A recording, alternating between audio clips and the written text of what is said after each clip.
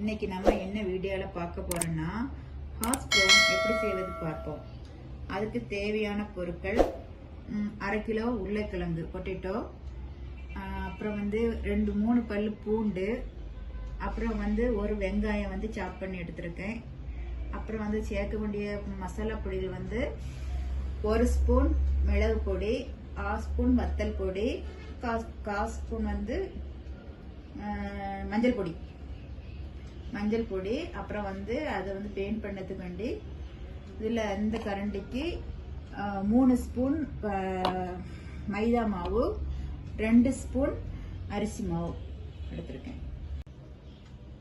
தேவைக்கு எண்ணெய், நம்ம டீப் ஃப்ரை பண்ணல, சேலோ ஃப்ரை தான் பண்ண போறோம். அதனால தேவைக்கு 3/4 கப்பு எண்ணெய் எடுத்திருக்கேன். அப்புறம் 1/2 ஸ்பூன் உப்பு எடுத்திருக்கேன். அப்புறம் பொட்டேட்டோ பொடிசா துருவக்கூடாது. இப்படி இப்படி ஸ்லைஸ் மாதிரி லைட்டா ஸ்லைஸ் மாதிரி இருக்க மாதிரி துருவிக்கணும். அப்பதான் நம்ம பெயிண்ட் பண்ணும்போது அது கரெக்டா செட் ஆகி. மறக்காம பொட்டேட்டோ துருவின உடனே 2 தண்ணி கழுவிக்கிடணும், நல்லா கழுவிடணும். அப்பதான் அதுல இந்த ஸ்டார்ச் எல்லாம் போயிடும். ஒரு தண்ணி 2வது தண்ணி கழுவிட்டு நல்லா பிழிஞ்சுக்கிட்டு தான் நம்ம மசாலா எல்லாம் போட்டு விரவணும். வரும். இப்ப எல்லாத்தையும் கொட்டி பொட்டேட்டோ,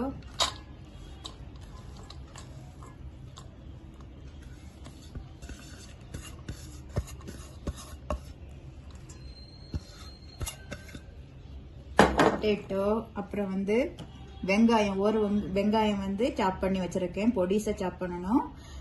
துண்டு துண்டா இல்லாம பொடிசா சாப் பண்ணி வச்சிருக்கேன், அதையும் போடணும். அப்புறம் 3 பல் பூண்டு, அதையும் சாப் பண்ணி வச்சிருக்கேன், அதையும் போடணும்.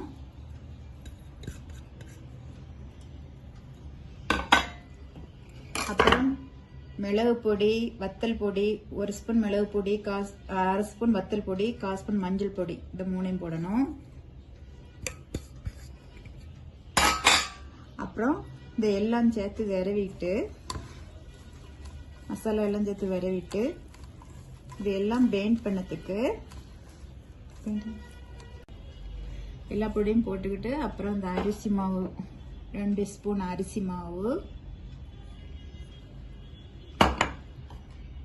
அப்புறம் 3 ஸ்பூன் மைதா மாவு,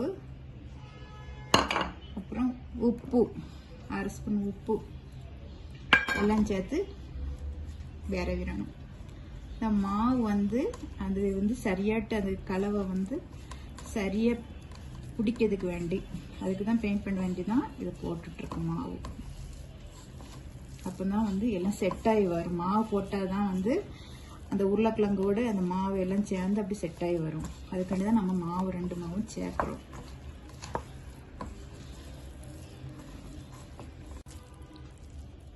இப்படி எல்லாத்தையும் போட்டு விரவிட்டு, இந்த கலவை நம்மளுக்கு கையில இப்படி பிடிக்கக்கூடிய அளவுக்கு இருக்கணும். இந்த கலவை எல்லாம் நல்லா போட்டு செட் ஆகி விரவிக்கிட்டு, இதை கையில வச்சு பார்த்தோன்னா அப்படி பிடிக்கக்கூடிய பக்குவத்துல இருக்கணும். அப்படி கொஞ்சம் இதாட்டு இருந்தோம்னா நம்ம கூட கொஞ்சம் மாவு போட்டு விரவிக்கலாம். கரெக்டா இருக்குது.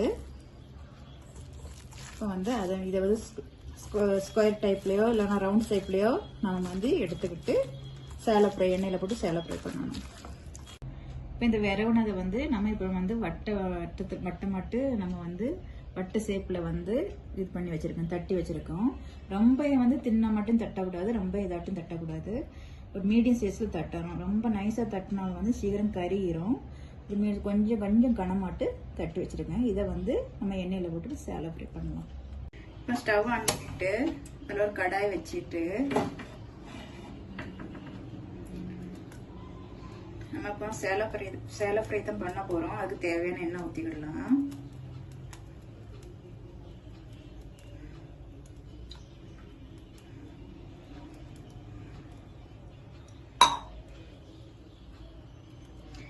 எண்ணெய் காஞ்சதும், எண்ணெய் நல்லா காயணும். நல்லா காஞ்ச பிறகு தான் இதை போடணும்.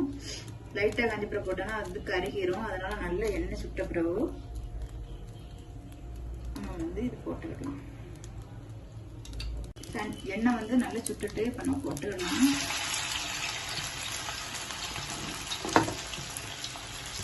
சைடில் எல்லாம் வந்து விளிம்பெல்லாம் வந்து கரெக்ட் பண்ணி விட்டு விடுங்க. சைடில் வந்து அப்படி இருந்தெல்லாம் வந்து சீக்கிரம் கருகிரும். சைடில் வந்து விளிம்பை வந்து உள்ளாடி அப்படி இது பண்ணி விட்டுக்கிட்டு அட்ஜஸ்ட் பண்ணிவிட்டு அப்படி போடணும்.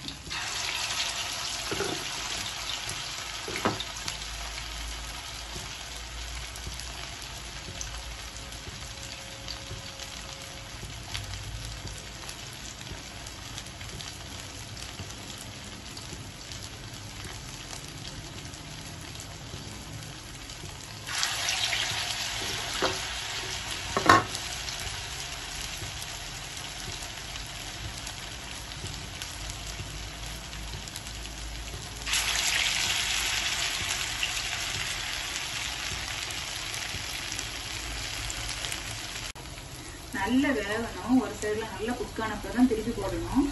சட்னி திருப்பி போட்டோன்னா வந்து உடஞ்சிரும். அதனால நல்ல ஒரு சைடு நல்லா குக்கான பிறகு திருப்பி போடணும். திருப்பி போட்டதுக்கு தான் இது இல்லாட்டா உடஞ்சிரும், இல்லைன்னா அவ்வளோ உருந்து போயிடும். இப்போ அடியில வந்து நல்ல ப்ரௌனிஷ் ஆன பிறகு நம்ம திருப்பிக்கிடணும். லைட்டா திருப்பினா வந்து வெந்திருக்காது, ஒடிஞ்சிரும். அதனால நல்ல ப்ரௌனிஷ் ஆன பிறகு திருப்பிக்கிடலாம். நண்டு பக்கத்துல இருக்கணும்.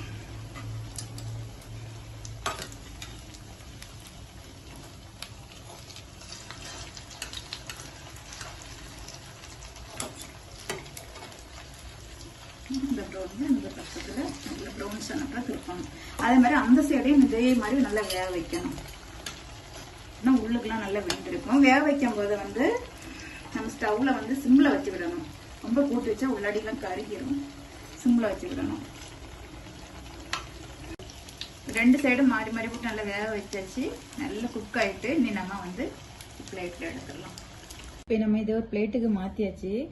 இதை வந்து இதே மாதிரி உங்கள் குழந்தைக்கு உருளைக்கிழங்குல ஒரு ஈஸியான ஸ்நாக்ஸ் செய்து கொடுங்க. பிள்ளைங்க வந்து விருப்பப்பட்டு சாப்பிடுவாங்க. இந்த மழை காலத்துக்கு வந்து நல்ல ஒரு ஸ்நாக்ஸ் ஆக்கும். இது குழந்தைகளும் சேர்த்து விடுங்க. இந்த வீடியோ பிடிச்சிருந்துன்னா கமெண்ட் பண்ணுங்க, லைக் பண்ணுங்க, சப்ஸ்கிரைப் பண்ணுங்க.